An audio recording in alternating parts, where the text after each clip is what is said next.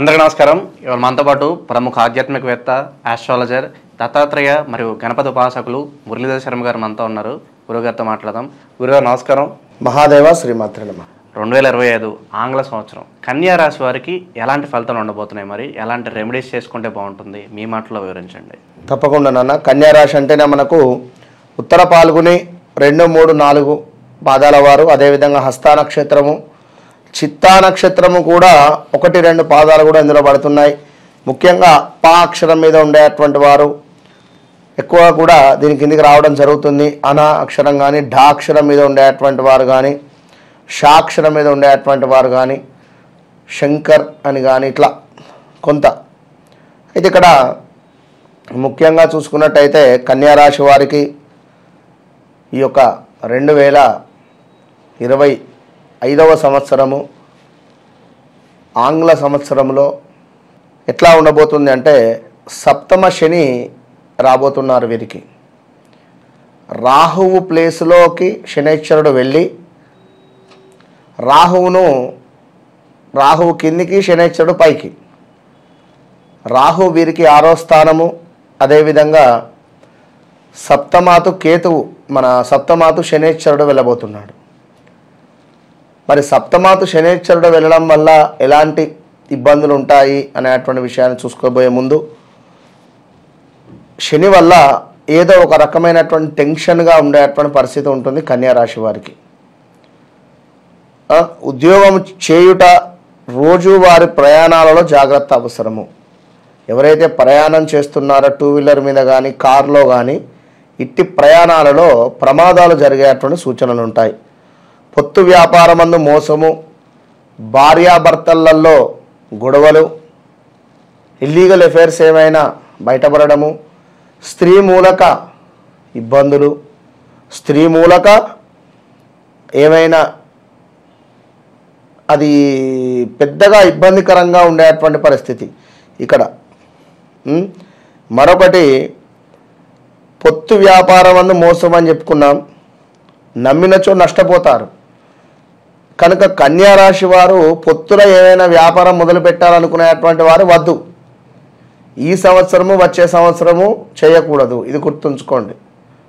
ఇది మాత్రము చాలా అంటే చాలా జాగ్రత్తగా గుర్తుంచుకోవాల్సినటువంటి విషయం. కఠినమైనటువంటి నిర్ణయాలు తీసుకునేటువంటి పరిస్థితి ఉంది ఇక్కడ. కానీ ఆచరణలో మాత్రము సాధ్యం కాదు. మానసిక చింతన ఉన్నది. పరిచయం లేని వ్యక్తులను నమ్మరాదు అని చెప్తున్నాం. దురాలోచన, మితిమీరినటువంటి కోపము, సెంటిమెంట్ వస్తువులను అమ్ముకొనుట, చింతించుట, బాధపడట, అనవసరమైనటువంటి పనులు చేసి ఇబ్బంది పడడము, ఆదాయానికి మించినటువంటి ఖర్చులు, మీ మీద నరదృష్టి అధికంగా ఉండేటువంటి పరిస్థితి. ఎవరో మీకు బ్లాక్ మ్యాజిక్ చేశారా అనేటువంటి ఆలోచన కూడా వస్తుంది. ఏ పని చేసినా బాగా ఆలోచించి చేయాలి. నరదృష్టి అధికంగా ఉండబోతూ ఉన్నది. ఇది మాత్రం చాలా అంటే చాలా జాగ్రత్తగా మీరు చూసుకోవాల్సినటువంటి ముచ్చట ఈ యొక్క కన్యా రాశి వారికి విషయం. మరి ఈ రాశి స్త్రీలకు కానీ పురుషులకు కానీ సంవత్సరము గురువు మూలకంగా మనకు అనుకూలంగా ఉంది. రాహువు కేతువు మూలకంగా అనుకూలంగా ఉన్నవి. ప్రయత్నించినటువంటి పనులు కొంత అతి కష్టం మీద మాత్రము పూర్తి చేసుకుంటారు. వివాహం కాని వారికి తండ్రి లేని సంబంధాలు వస్తాయి. ఈ యొక్క జనవరి, ఫిబ్రవరి, మార్చి తర్వాత నుండి తప్పకుండా కూడా చూసుకోండి. తండ్రి లేని సంబంధాలు వస్తాయి. మీకు సుమారుగా కూడా ఉత్తరము దిక్కు లేదా తూర్పు, ఈశాన్యము ఈ 3 ప్రాంతాల నుండి సంబంధాలు వస్తాయి. ఆ దిశల నుండి.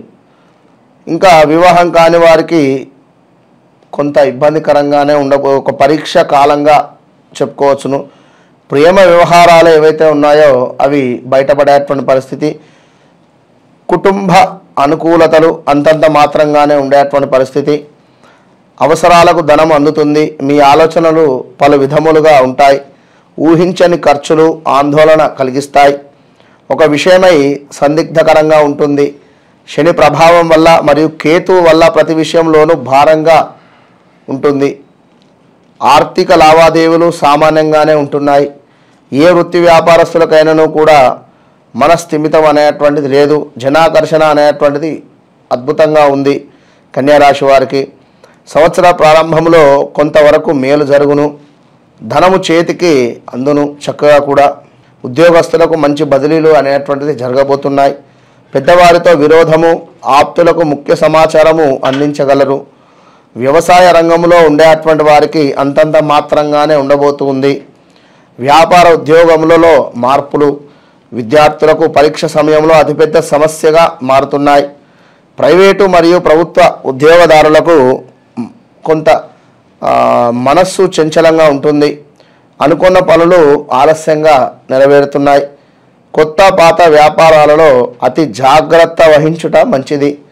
మెడికల్ వైద్య రంగంలో ఉండేటువంటి వారికి చిన్న చిన్న అవాంఛనీయమైనటువంటి సంఘటనలు జరగబోతున్నాయి.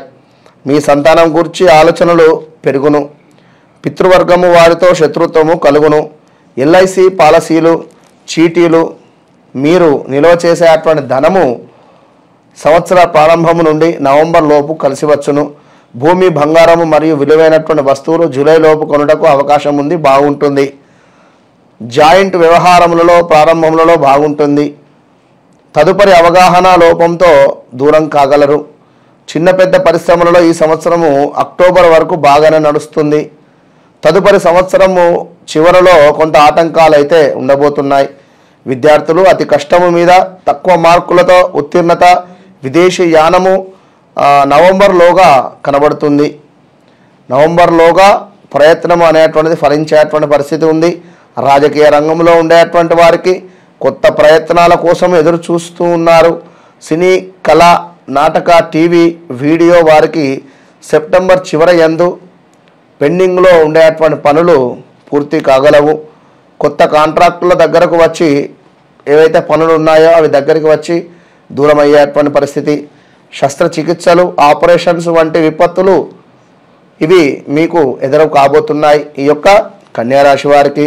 కనుక మీరు ఈ యొక్క శనేశ్వరునికి సంబంధించి కానీ, రాహువు అంటే దుర్గా అమ్మవారు, అదేవిధంగా ఇక్కడ కేతువు అంటే గణపతి ఆరాధన అనేటువంటిది చేయడం వల్ల 100కు 100% కూడా కన్యారాశి వారికి శుభ ఫలితాలు ఉంటాయి. ముఖ్యంగా వ్యక్తిగత జాతకం అనేటువంటిది ఏ విధంగా ఉందో కనుక మీ డేట్ ఆఫ్ బర్త్, పుట్టిన సమయాన్ని కూడా ఒకసారి చెక్ చేసుకోండి.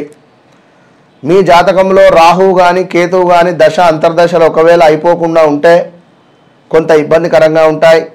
అయిపోతే ఆ యొక్క దశ అంతర్దశలు చాలా బాగుండేటువంటి పరిస్థితి ఉంటుంది. కనుక ఈ యొక్క కన్యారాశి వారికి మన వద్ద చేసేటువంటి నవగ్రహ హోమాలలో పాల్గొనేటువంటి ప్రయత్నం చేయండి. లేదు అనుకుంటే రావి చెట్టు వద్ద ఆవ నూనెతో దీపారాధన చేయడం వల్ల ప్రతి శనివారము కూడా ఆవ నూనెతో దీపారాధన రావి చెట్టు వద్ద చేస్తే శని యొక్క అనుగ్రహం కలుగుతుంది. లేదా ప్రతి శనివారం ఎవరికైనా భోజనం ఏర్పాటు చేసే ప్రయత్నం చేయండి. వృద్ధాశ్రమం కానీ, అనాథాశ్రమం కానీ ఏదైనా శనివారము దానము చేసే ప్రయత్నం చేయండి, మంచి ఫలితం ఉంటుంది. మన వద్ద ఒకవేళ హోమాది కార్యక్రమాల్లో పాల్గొనాలంటే కేవలం 2500 మాత్రమే అనేటువంటి విషయాన్ని గమనించుకోండి. All the best. 2025లో ఓవరాల్గా కన్యారాశి వారికి ఎలాంటి ఫలితాలు ఉంటాయో వివరించినందుకు ధన్యవాదాలు గురుగారు. మహాదేవ.